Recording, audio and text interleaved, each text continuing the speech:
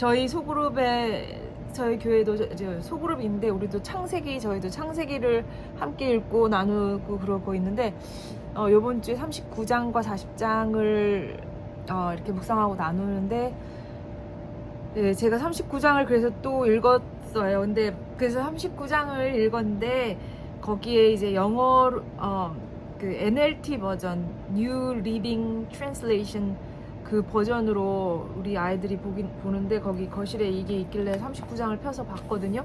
근데 제가 그냥 한국말로 봤을 때도 되게 흥미로운, 이번에는 예전에는 잘 눈여겨보지 않았던 그 보디발의 관점을 약간 생각하게 되는 구절들이 있었어요.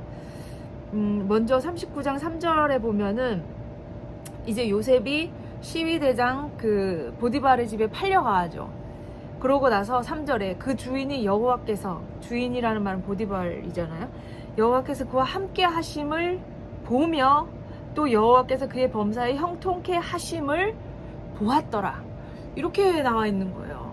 그리고 그 부분을 그 NLT 버전으로는 그러니까 그 보디발이 notice 했다는 거예요.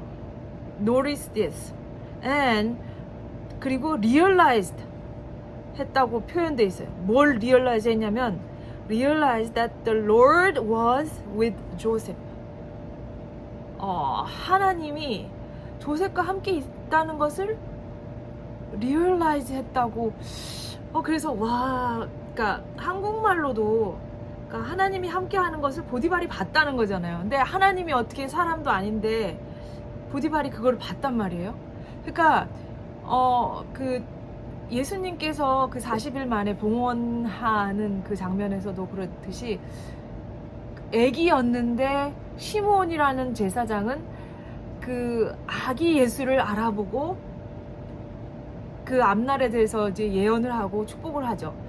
그렇지만 그 정작 예수님을 손에 안았던 그 제사장들은 전혀 이 아기 예수가 그렇게 오랫동안 기다렸던 그 메시아라는 사실을 알지 못했다는 거잖아요. 그러면서 영적인 것은 영적인 것으로 분별된다고 그 장을 해설하는 그 시대소망에 보면은 그런 말씀이 나오는데, 그런데 이 보디발은 이집트의 그 캡틴 오브 더 가드, 보디발이 캡틴이었잖아요. 그 가드하는 그 파라오를 가드하는. 그러면은 파라오라는 그 바로라고 하잖아요. 그 파라오는 모든 것이 신이고, 파라오는 그 일단 자신을 신으로 생각하고 또 그 나일강이며 그 이집트를 풍요롭게 하는 모든 것들을 신으로 섬기는 그런 곳이에요. 그리고 그 제사장 역할을 하는 것이 파라오고, 그 파라오를 가드하는 사람도 당연히 그 신을 섬기는 사람들인 거죠. 그런데 그런 사람이 영적인 눈이 띄어서 이 히브리에서 잡혀온 종이 하나님과 함께 하는 것을 알았다는 거죠. 그러니까 이것은 그 보디발이 영적인 눈이 띄었다는 그런 것보다는 얼마나 이 요셉의 행동이 노리스블한 정말 완전한 순종이었나 하는 것을 보여주는 것인 거죠.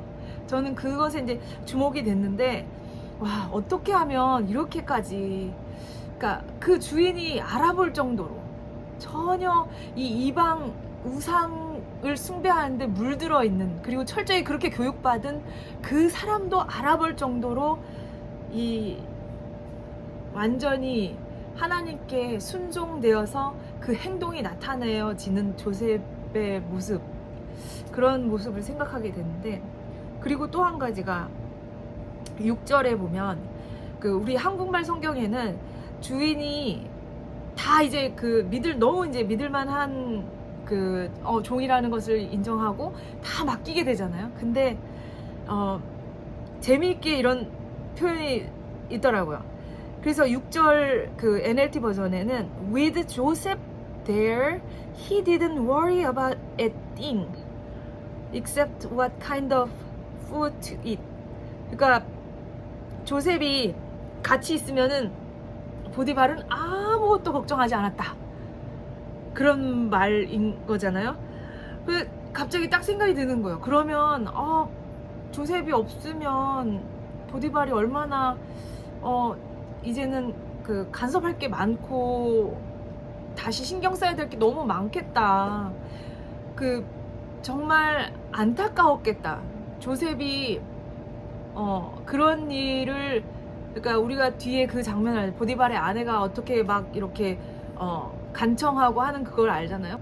어쩔 수 없이 그 아내의 말을 들어줘야 되기 때문에 요셉을 감옥에 가두긴 가둬야 될 텐데, 여기에 표현대로 조셉이 있어가지고 걱정할 거 하나도 없었는데 이제 조셉이 없으니까 얼마나 신경 쓸 게 많아진 보디발의 상황이.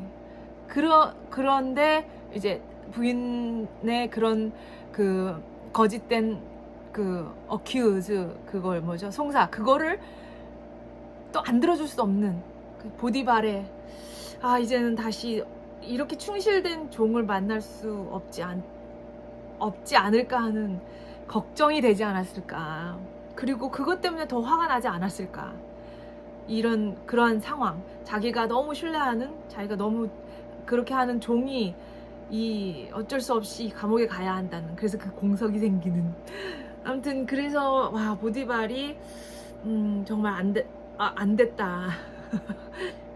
이방 종교에 젖어 있는 그 사람이 알아볼 수 있을 만큼 조셉은 완전한 순복이, 완전한 그런 하나님께 내어 맡김이 이루어졌었다는 생각이 드는데, 그게 언제 이루어졌을까?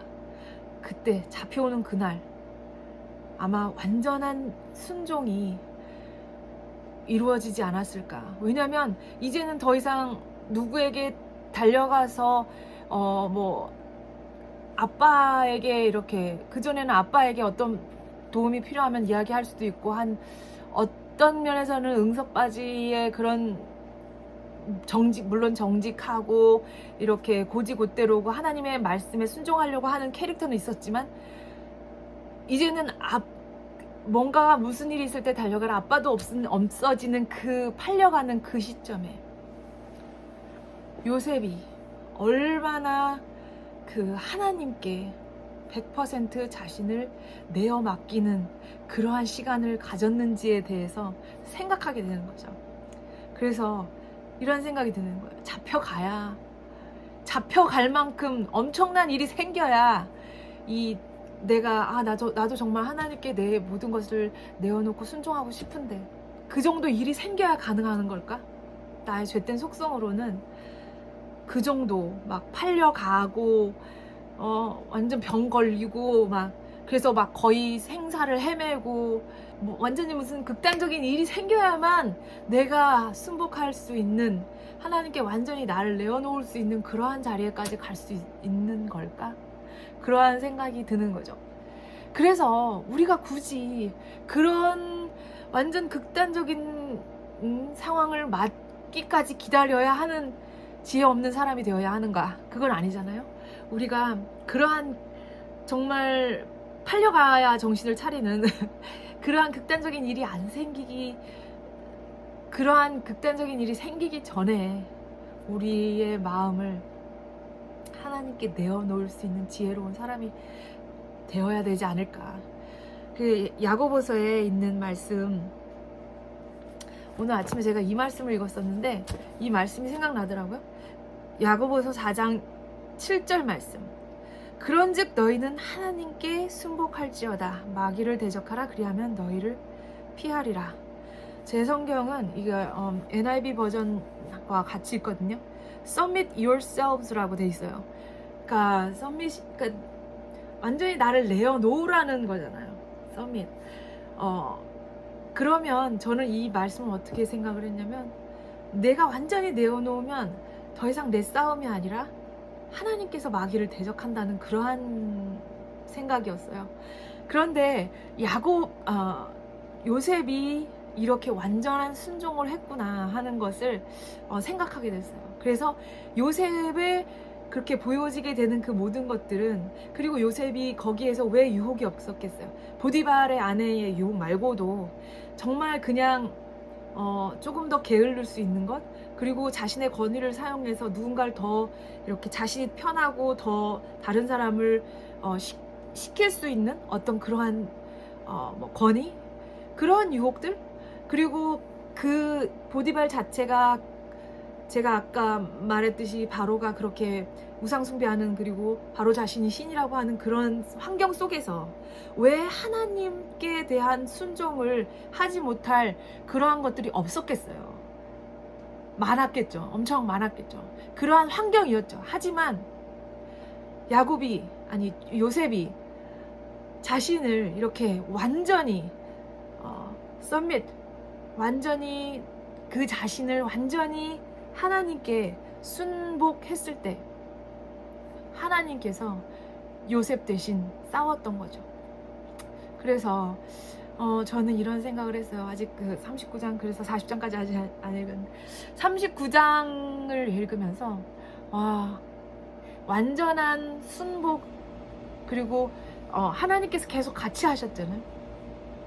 내가 완전히 노예로 팔려가기 전이라 할지라도 이렇게 완전한 순복을 이루어낼 때, 완전히 그냥 하나님께 내어 맡길 때 하나님께서 나의 싸움을 싸워주시겠구나. 나는 다만 그냥 또다시 나의 모든 것을 그냥 하나님께서 해주십시오 하고 내어 맡기는 믿음이 필요하지 않을까, 그런 생각을 했습니다.